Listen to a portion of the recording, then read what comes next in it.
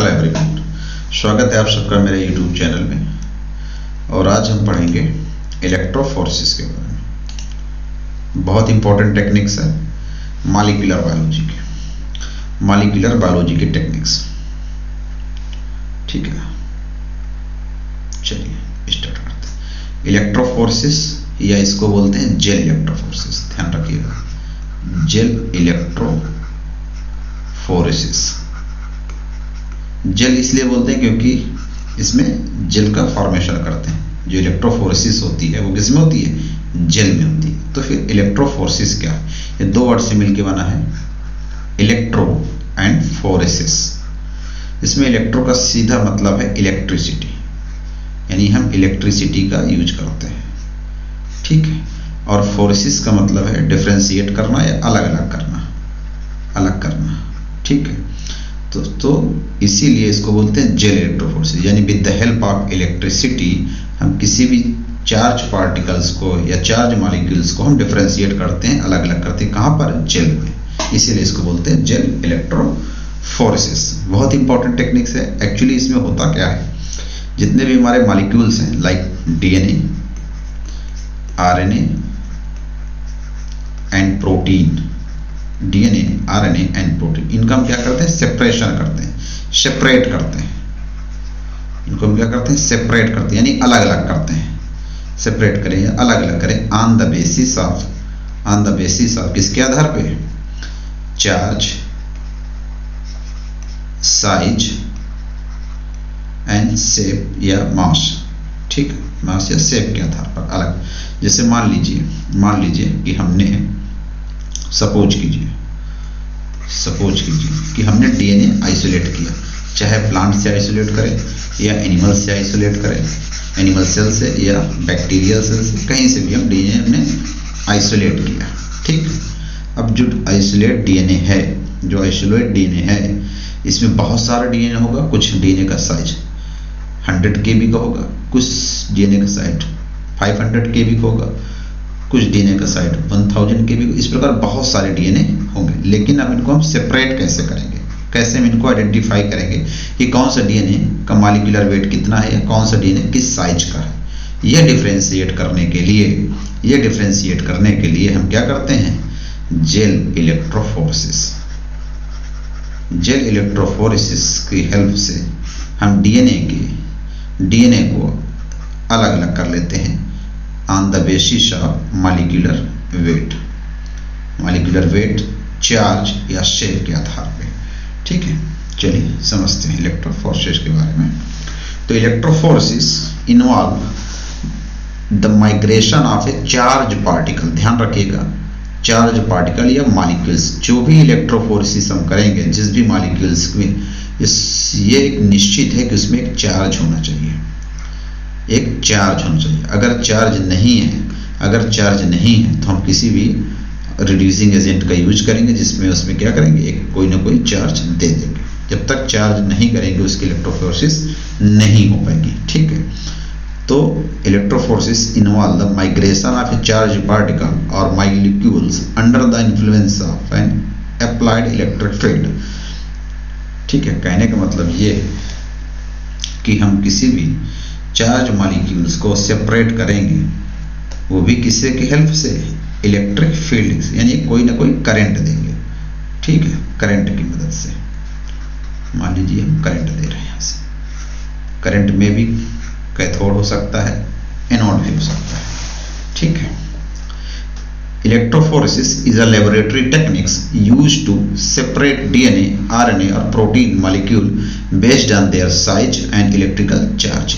ठीक है, इसका प्रिंसिपल किसी भी टेक्निक्स को पढ़ेंगे, जब भी कभी पढ़ेंगे, चाहे वो इलेक्ट्रोफोर्सिस पढ़ें या क्रोमेटोग्राफी पढ़ें या स्पेक्ट्रोफोटोमीटर पढ़ें, माइक्रोस्कोपी पढ़ें, कुछ भी पढ़ेंगे तो हमेशा उसका प्रिंसिपल जरूर समझेंगे कि उसका प्रिंसिपल किस पे बेस्ड है। तो जो इसका बेसिकली प्रिंसिपल है, बेस्ड है वो on the charge molecules, charge particles पे बेस्ड है। ठीक है, जो कि इलेक्ट्रिक फील्ड में मूव करेगा। यानी इस इलेक्ट्रोफोर्सिस उसी मॉलिक्यूल्स या पार्टिकल के हम कर सकते हैं जिसमें कोई ना कोई चार्ज हो, चाहे वो पॉजिटिव हो या निगेटिव हो। ये नोट कर लीजिएगा।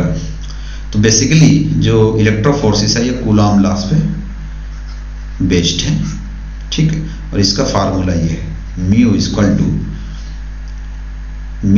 To Q upon 6 pi R N, जहाँ पे म्यू है इलेक्ट्रोफोर्सिस मोबिलिटी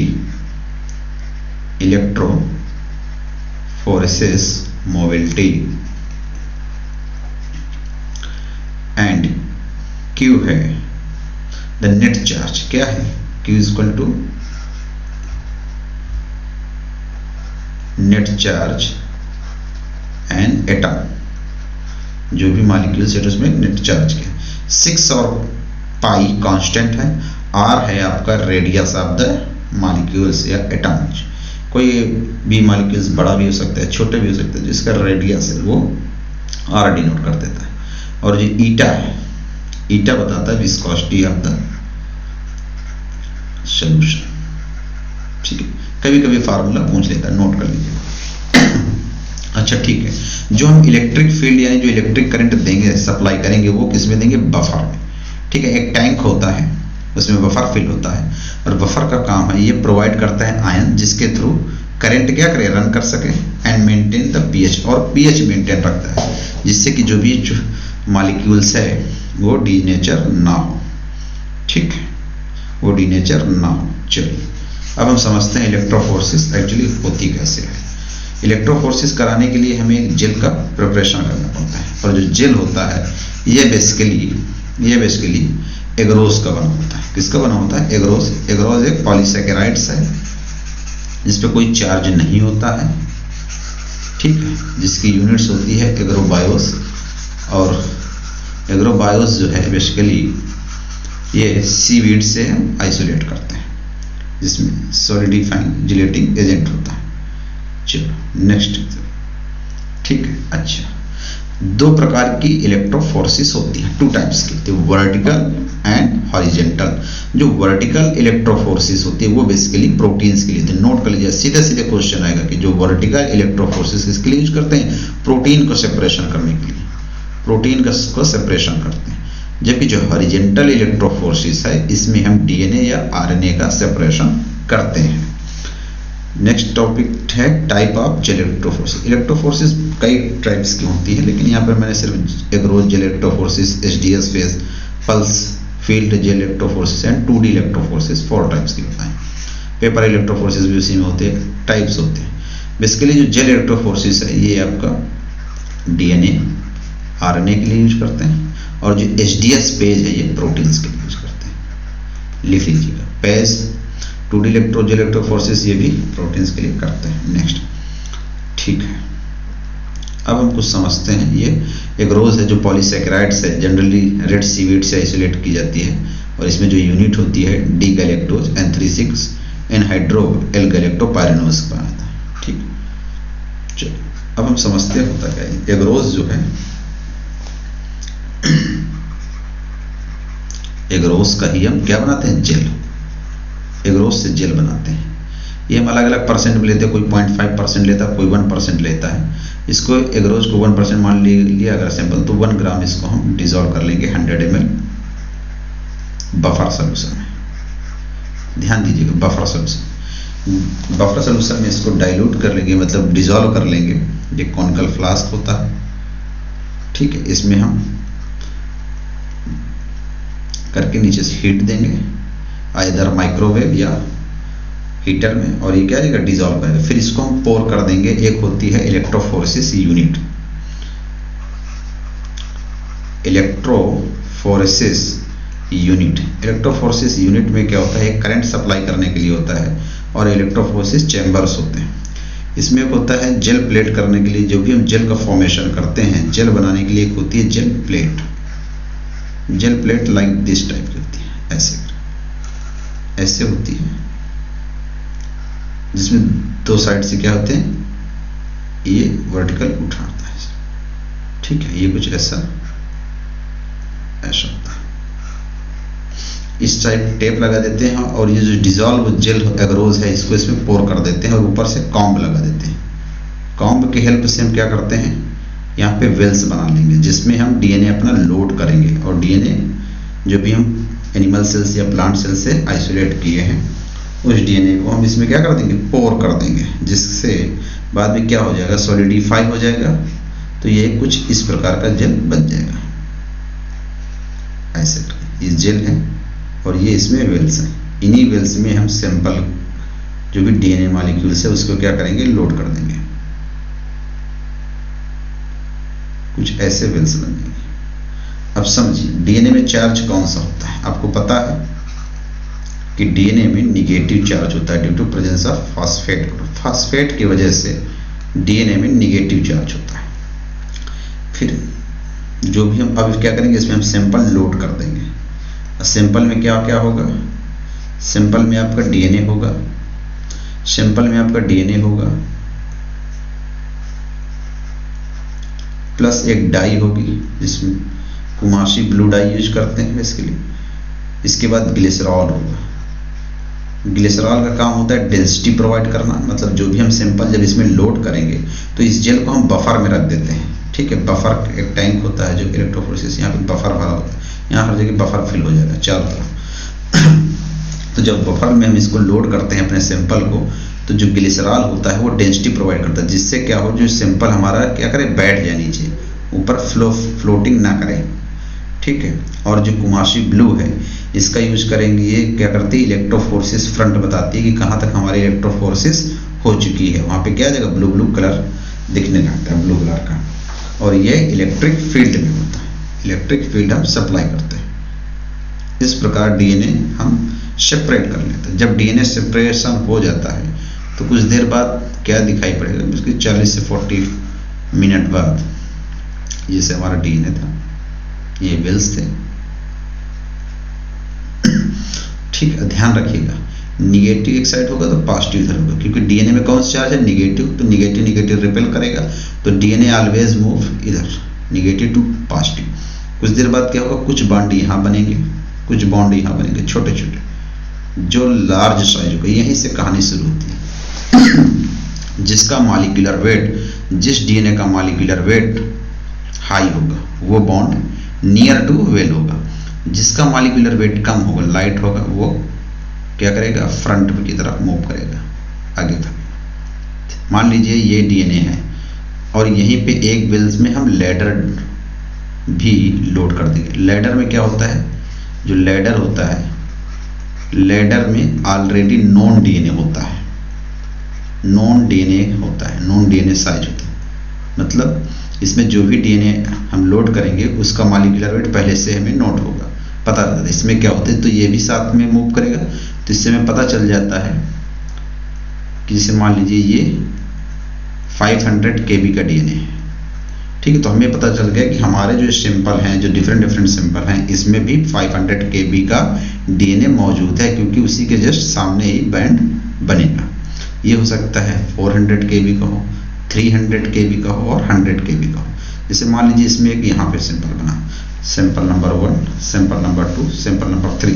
इससे पता चल जाएगा कि जो सैंपल नंबर 2 है उसमें एक 100 kb का भी डीएनए प्रेजेंट है, क्योंकि वो लैडर के सामने बना हुआ, और लैडर में क्या होता है, नॉन डीएनए होता है। अच्छा, जो इलेक्ट्रोफोर्सिस ये हो रही है, और यहाँ से हम करंट इसमें दिए होते हैं, जब इलेक्ट्रोफोर्सिस जो हो रही है ये किस पे डिपेंड करती है, इसमें कुछ फैक्टर है जो इफेक्ट करते हैं, फैक्टर इफेक्ट करते हैं। जैसे कि चार्ज, मतलब जिस सैंपल में, यानी जो हमारा मॉलिक्यूल्स है, जो पार्टिकल है, उसमें यदि चार्ज ज़्यादा है तो उसकी मोबिलिटी फास्ट होगी, ग्रेटर मोबिलिटी होगी। ध्यान रखिएगा, यानी जैसे कि कोई ये डीएनए है या और प्रोटीन्स है, अगर इसमें निगेटिव चार्ज है तो ये मूव करेगा पॉजिटिव की ओर, अगर इसमें कोई चार्ज नहीं है तो ये मूवमेंट नहीं करेगा।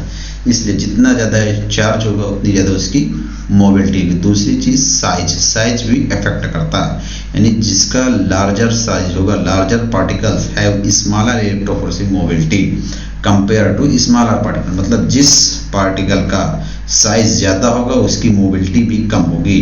जैसे मान लीजिए 500 kb का था तो 400 kb का यहाँ बनेगा, 300 kb का यहाँ बनेगा, 200 kb का यहाँ बनेगा, 100, यानी जिसका साइज लेसर होगा, कम होगा, उसकी मोबिलिटी बहुत फास्ट होगी, वो जल्दी मूव करेगा। नेक्स्ट है शेप। शेप भी इलेक्ट्रोफोरेसिस में रोल प्ले करते हैं। Round contours, lesser friction, electrostatic retardation compare to sharp contour, globular protein move faster than the fibrous protein. कहने का मतलब ये है, समझिएगा, कहने का मतलब ये है, जैसे मान लीजिए कोई डीएनए है या प्रोटीन है, ठीक, जैसे मान लीजिए कोई डीएनए ऐसा है, सुपर कॉइल्ड डीएनए है, सुपर कॉइल्ड, कोई डीएनए ऐसा है और कोई डीएनए लीनियर है। तो जो जिसका शेप सुपर कॉइल्ड होगा, हाईली कॉइल्ड होगा, उसका कन्फर्मेशन होगा, तो इसकी मोबिलिटी फास्ट होगी, इसकी मोबिलिटी फास्ट, यानी इसका यहाँ पे बनेगा। और जिसका साइज बड़ा होगा, शेप लीनियर होगा, उसकी मोबिलिटी कम होगी। इसी के बेसिस पे क्वेश्चन आते हैं। ये चीज क्लियर, बहुत अच्छे समझिएगा। नेक्स्ट चलिए, ये है इलेक्ट्रोफोर्सिस, इसमें मैंने शेप नहीं दिया। चलिए अब हम लगाते हैं कुछ क्वेश्चन के बारे में, ठीक। तो पहला क्वेश्चन है कि विच टेक्निक्स सेपरेट चार्ज पार्टिकल, कौन सी टेक्निक है जो चार्ज पार्टिकल को सेपरेट करती है using electric field, electric field में। Option A hydrolysis, option B है इलेक्ट्रोफोर्सिस, ऑप्शन सी है प्रोटीन सिंथेसिस, या ऑप्शन डी है प्रोटीन डीनेचरिंग। तो इसका कौन सा ऑप्शन सही है? बी, इलेक्ट्रोफोर्सिस जो है चार्ज पार्टिकल को सेपरेट करती है on the basis of charge in the electric field. Electrophoresis was developed by, तो ये कौन से वैज्ञानिक थे? टीसेलियस, ठीक है, टीसेलियस वैज्ञानिक थे जिन्होंने इलेक्ट्रोफोर्स को डेवलप किया। नेक्स्ट क्वेश्चन है the speed of migration of ion in electric field depend on, मैंने बताया था आपका, जो माइग्रेशन किस पे करती है? आयनिक स्ट्रेंथ पे, शेप पे, साइज पे, यानी जिसका साइज ज़्यादा होगा उसकी मोबिलिटी कम होगी। तो shape and size of molecule, या magnitude of charge and shape of molecule, magnitude of charge and shape and mass of molecule, या magnitude of charge and mass of molecule. तो इसका आंसर कौन होगा? मैग्नीट्यूड ऑफ चार्ज, क्योंकि कोई भी molecule move करेगा उसमें क्या होगा? एक चार्ज होना चाहिए एंड शेप ऑफ मॉलिक्यूल, ठीक है। जिसका शेप अगर लीनियर होगा उसकी मोबिलिटी कम होगी as compared to supercoiled DNA.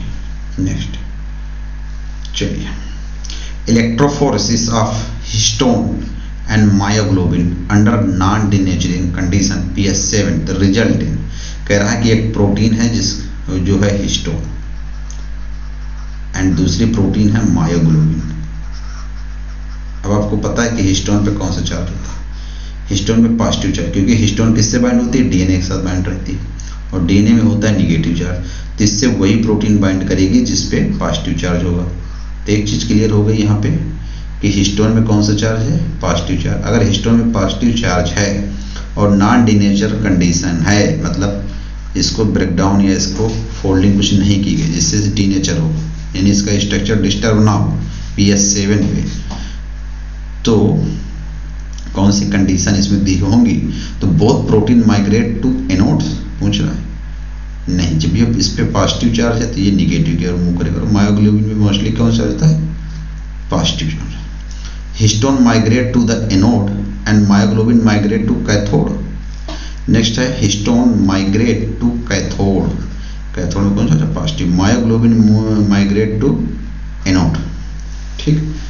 तो ये इसमें एक्चुअली कैथोड में क्या होगा? निगेटिव होगा और एनोड पे पॉजिटिव चार्ज, ठीक है।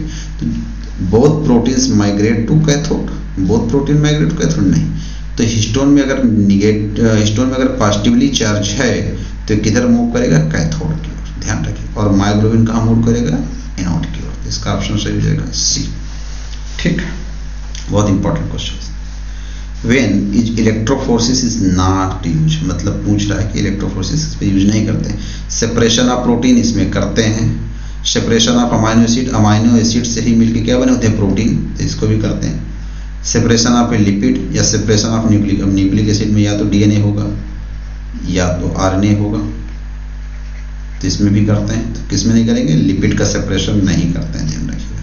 Electrophoresis if protein are separated according to their electrophoretic mobility, अगर हम इलेक्ट्रोफोरेटिक मोबिलिटी के बेसिस पे सेपरेट करते हैं किसको? प्रोटीन को। ध्यान रखिएगा, प्रोटीन को हम क्या करते हैं? SDS फेज से करते हैं, और डीएनए या आरएनए के लिए हम क्या करते हैं? जेल इलेक्ट्रोफोरेसिस करते हैं, gel electrophoresis forces. HDS space किसके लिए करते हैं? प्रोटीन के लिए। सीधा सीधा क्वेश्चन आता है, ध्यान लीजिएगा। नेक्स्ट बहुत अच्छा क्वेश्चन, बहुत सुंदर क्वेश्चन, वेरी वेरी इंपॉर्टेंट। इससे आप समझिए, इसमें the parents of a new baby, the parents of a new baby believe that they brought the wrong child home from the hospital। कह रहा कि कोई बच्चे के पेरेंट्स हैं, किसी बच्चे के पेरेंट्स हैं, उनको विश्वास है कि वो हॉस्पिटल से गलत बच्चे को घर लेके गए। ठीक है, अब क्या होगा? तो gel electrophoresis was performed using DNA sample from the parents and child. A section of the gel electrophoresis result in so below. ठीक है, क्या किया गया है? उनकी इलेक्ट्रोफोरेसिस कराई गई, जिसमें पेरेंट्स के सैंपल लिए गए हैं और चाइल्ड के लिए गए। तो उसको रन कराने के बाद जब उसकी जेल इलेक्ट्रोफोरेसिस आ गई है तो ये कुछ रिजल्ट जो है नीचे शो हुए। ठीक है, इसको देख के आप बताइए कौन से ऑप्शन सही है। चलिए देखिए, जिसको DNA फिंगरप्रिंटिंग आप बोलते हैं, यही वही है। DNA फिंगरप्रिंटिंग में या क्रिमिनल केसेस में हम क्या करते हैं? आइडेंटिफाई करते हैं या पहचान करते हैं किसी भी क्रिमिनल केसेस में। तो ठीक उसी प्रकार यहाँ पर है। तो इसमें क्या करते हैं? इसमें हम पेरेंट्स के, उन्होंने पेरेंट्स से क्या लिया? DNA लिया, और चाइल्ड का भी DNA लिया। पेरेंट्स और चाइल्ड के DNA लेके उनको एक किसी पर्टिकुलर रेस्ट्रिक्शन एंडोन्यूक्लियस से कट किए हैं। रेस्ट्रिक्शन एंडोन्यूक्लियस क्या होते हैं? ये एक एंजाइम होते हैं जो DNA को एक किसी स्पेसिफिक लोकेशन पे कट करते हैं। मान लीजिए DNA है, ठीक है, ये DNA है, तो एक किसी स्पेसिफिक लोकेशन पे वो कट करते हुए एंजाइम क्या कहते हैं? Restriction endonuclease. ठीक है, कट किए गए हैं। इसके बाद इन सिंपल को यहाँ पे जेल इलेक्ट्रोफोरेसिस की गई, जेल में लोड कर दिया। इसमें देखा क्या गया है कि ये मदर का बैंड बना है, एक दूसरा मदर का बना है, तीसरा बना है, चौथा बना है, 5 और 6 है। ठीक है, 5-6 इसी प्रकार बने। इसी के कंपैरिजन में फादर के भी बने हुए ऐसे ऐसे। इसमें है क्या? चाइल्ड का क्योंकि DNA था तो चाइल्ड के बने, तो इनको कंपैरिजन कराया गया। तो इसमें आप देख रहे होंगे जो चाइल्ड है ये फादर से मिल रहा है, चाइल्ड का एक बैंड किससे मिल रहा है? फादर से मिल रहा है। दूसरा बैंड इधर ये मदर से मिल रहा है, तीसरा बैंड फिर फादर से मिल रहा है, चौथा बैंड मदर से मिल रहा है, फिफ्थ बैंड फादर से मिल रहा है, फिर ये बैंड मदर से। कहने का मतलब है कि जो बच्चे के DNA को जब रेस्ट्रिक्शन एंडोन्यूक्लियस कट करके किया गया और इलेक्ट्रोफोरेसिस की गई, तो इसके जो बैंड्स, जितने भी बैंड्स हैं, ये मोस्टली सारे या तो फादर से मिल रहे हैं या मदर से मिल रहे हैं। जब फादर या मदर से मिल जाए तो इससे ये हो जाता है कि ये बच्चा इन्हीं पेरेंट्स का है, इन्हीं माता पिता का बच्चा है। ठीक है, अब ऑप्शन देखते हैं। They have the correct child, option ये बता रहा है they have the correct child because the her genetic information is identical to that of the father. कह रहा है करेक्ट है चाइल्ड, क्योंकि जो जेनेटिक इंफॉर्मेशन है वो फादर से मिलते हैं। लेकिन क्या सभी मिलते हैं? ऐसा नहीं है, सभी नहीं मिलते, कुछ फादर से मिलते हैं, कुछ मदर से मिलते हैं। तो ये ऑप्शन गलत हो जाएगा। दे हैव द रॉन्ग चाइल्ड, ये बता रहा है कि गलत है, because her genetic information does not match that of the other part. कह रहा है कि जो चाइल्ड का जेनेटिक मटेरियल है किसी से नहीं मिल रहा है, ऐसा तो है नहीं। ये भी ऑप्शन गलत है। Next, they have the correct child because, क्योंकि हर जेनेटिक, उसका genetic information came from the both parents, किससे? दोनों पेरेंट्स से मिलता है। ये ऑप्शन सही लग रहा है। They have the wrong child because her genetic information match only mother. कह रहा है कि क्या सिर्फ मदर से मिल रहा है? ऐसा भी नहीं है। तो इसका ऑप्शन कौन सा है? सी ऑप्शन सही। चलिए इसको मैं नेक्स्ट दूसरा एक स्लाइड पे बताता हूँ। अच्छा, कोई स्लाइड नहीं है, चलिए कोई बात नहीं, इसको फिर से समझेंगे,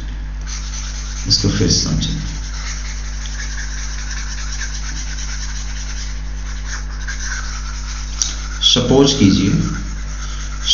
कीजिए कि किसी हॉस्पिटल में डिलीवरी हुई, ठीक है, और 2 डिलीवरी हुई और बच्चा क्या हुआ, आपस में अदला बदली हो गई।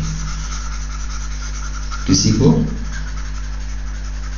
लड़की हुई, उसको लड़का दे दिया गया, जब लड़की हुई और उसको लड़का दे दिया गया, तो वो कह रहे हैं नहीं भाई हमारे लड़की हुई है मेरी वाइफ को, तो हमें लड़की ही चाहिए। ठीक है, तो इस पे क्या करते हैं, इस पे क्या की जाएगी, उसकी इलेक्ट्रोफोरेसिस की जाएगी।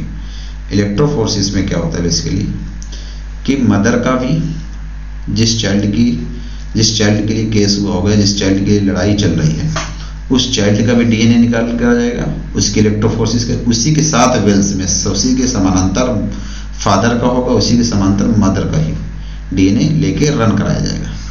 जिसके साथ सबसे ज़्यादा बैंड की मैचिंग होगी तो वो मान लिया जाएगा कि वो बच्चा उन्हीं पेरेंट्स का है। इसी को बोलते हैं डीएनए फिंगरप्रिंटिंग। अब इसका यूज हम क्रिमिनल केसेस में भी कर लेते हैं।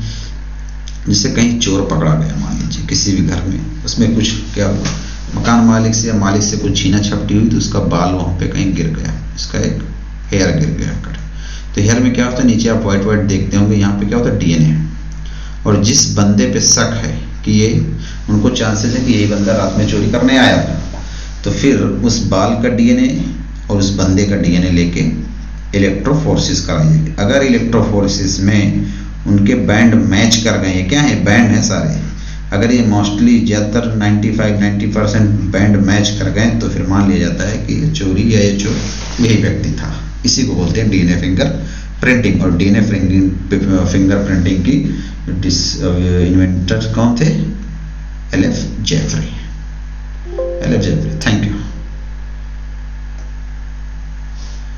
Thank you everyone.